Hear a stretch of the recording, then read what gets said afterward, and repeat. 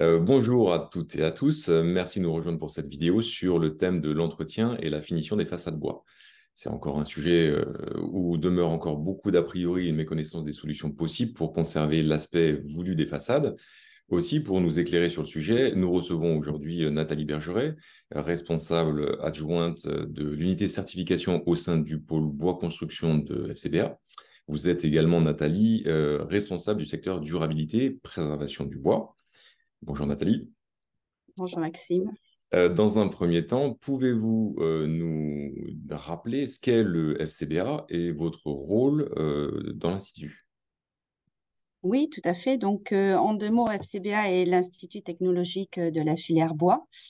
Donc, c'est un institut qui couvre l'ensemble des activités de la filière, donc en démarrant par l'exploitation forestière, puis le milieu de la première transformation avec la scierie, les panneaux, la deuxième transformation et enfin toute une partie qui concerne l'aménagement des espaces de vie.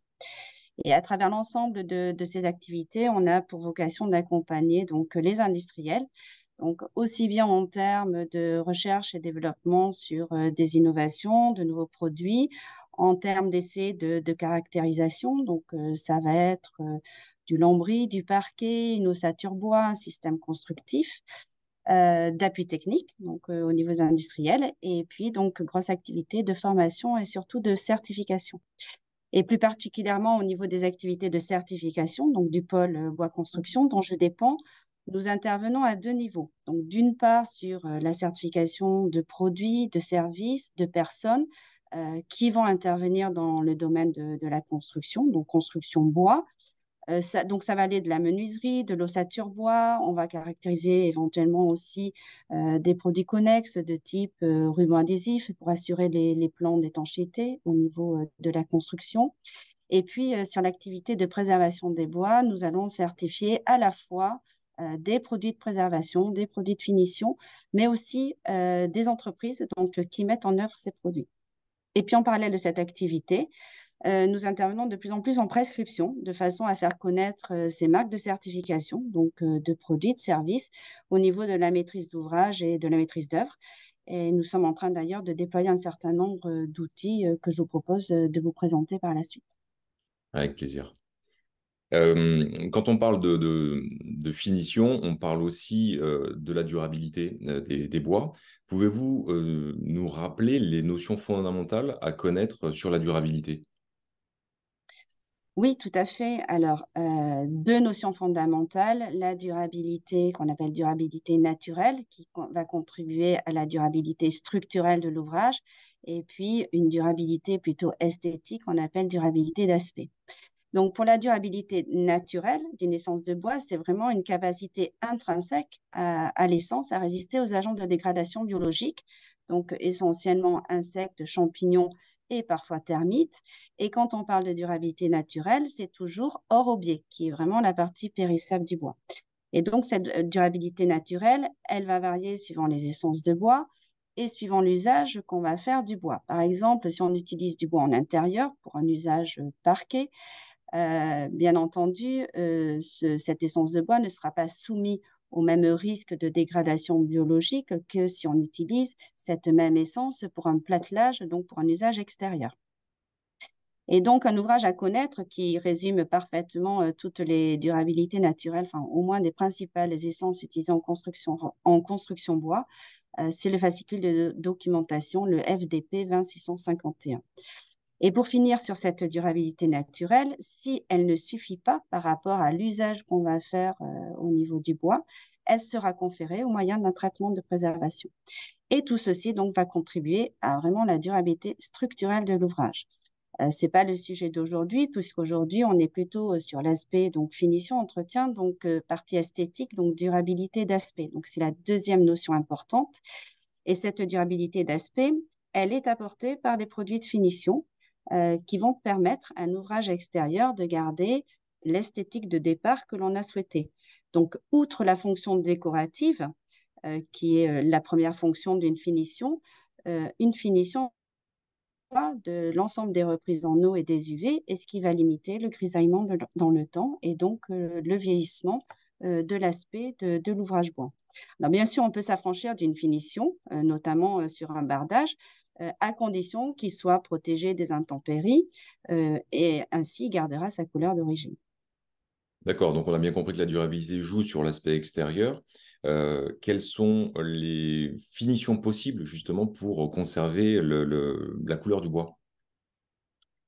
Alors, ça dépend du souhait du maître d'ouvrage quant au rendu final et à la fréquence d'entretien qu'il souhaite concéder à son ouvrage. Nous allons orienter le choix donc vers des finitions soit plus ou moins couvrantes ou qui nécessitent plus ou moins d'entretien en fonction de ce que souhaite le maître d'ouvrage. Il existe trois grands types de finitions si on parle de finitions sur des façades. Donc, on va avoir un premier type qui sont la grande famille des saturateurs, qui sont des produits très nourrissants à fort pouvoir d'imprégnation et qui va laisser un aspect du bois très naturel. On les trouve donc en ton bois ou en ton grisé. Alors, ce sont des produits qui vont nécessiter un entretien assez fréquent par rapport à d'autres typologies de produits, mais qui a cette faculté de laisser donc un aspect très naturel au bois. Deuxième typologie de produits, ce sont les lasures transparentes. Donc là, on est vraiment sur des produits de finition, de décoration qu'on trouve en ton bois, en ton pastel ou ton gris. Et là, on va laisser le relief du bois visible, mais on ne verra plus le veinage. Donc, on est sur un produit un peu plus fini qu'un saturateur, mais qui va nécessiter donc une fréquence d'entretien moins rapprochée que pour le saturateur.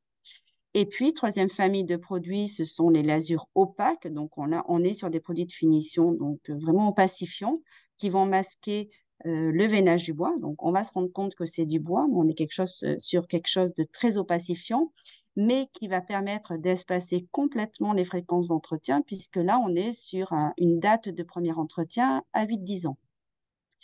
Et donc, ce qu'il faut aussi avoir en tête, c'est qu'il y a énormément de finitions sur le marché et que ces finitions peuvent avoir des qualités très différentes et donc des durées de tenue très différentes. Et à ce titre, donc, il est recommandé d'utiliser des produits qui ont été évalués, donc soit certifiés CTB Finition Bois, soit sous dossier technique FCBA, pour lesquels les performances de durée de vie ont été testées et donc sont approuvées. Justement, quand vous parlez des certifications CTB Finition Bois ou certifications sous dossier technique FCBA, quelles sont les certifications à connaître pour cette activité, pour l'entretien des façades bois? Alors, elles sont de deux types. Il y a une certification de produit, donc CTB Finition Bois, on va en parler, et puis une certification de mise en œuvre, CTBA+. Donc, si on revient sur CTB Finition Bois, c'est une certification de produit qui va attester la qualité de produit de finition. Alors, pour ce qui nous concerne, ça va être la finition extérieure, mais aussi on a un volet finition intérieure et finition temporaire. Donc, pour ces finitions extérieures, en fonction des usages, donc bardage, menuiserie, platelage, on va caractériser la fonction hydrofuge de la finition, qui est indispensable lorsqu'on utilise un bois en extérieur, au moyen d'essais donc, que l'on réalise dans nos laboratoires. Nous réalisons également des essais de vieillissement artificiel, donc ce sont des essais de vieillissement accéléré. Pour ce faire, nous allons soumettre les finitions aux UV, à l'eau, et nous allons évaluer la tenue à l'issue d'un cycle qui va durer 12 semaines, la tenue de la finition. Si la finition a bien tenu, on renouvelle ce cycle et l'opération tant que la finition se comporte bien. D'accord. Nous pouvons compléter aussi ces essais de vieillissement accéléré par des essais de vieillissement naturel que l'on va faire sur un site d'exposition naturelle, donc qui vont durer 1 année, 2 années, voire pourquoi pas 3, 4, 5 années, tant que la finition se comporte bien. Et cela nous permet depuis 30 ans de faire en fait des prédictions de durée de tenue qui sont reprises dans les certificats de qualité sur les produits certifiés. Donc aujourd'hui, on a une dizaine de produits certifiés CTB Finition Bois avec 3 acteurs principaux que sont Blanchon, Chromologie et Obia. Et on a une trentaine de produits sous dossier technique FCBA. Donc ça, c'était la certification de produit. Certification de mise en œuvre, donc c'est CTBA+, donc que l'on attribue aux entreprises qui interviennent sur des travaux d'entretien des façades bois. Et là, pour évaluer la compétence de ces entreprises, nous pratiquons des audits de chantier.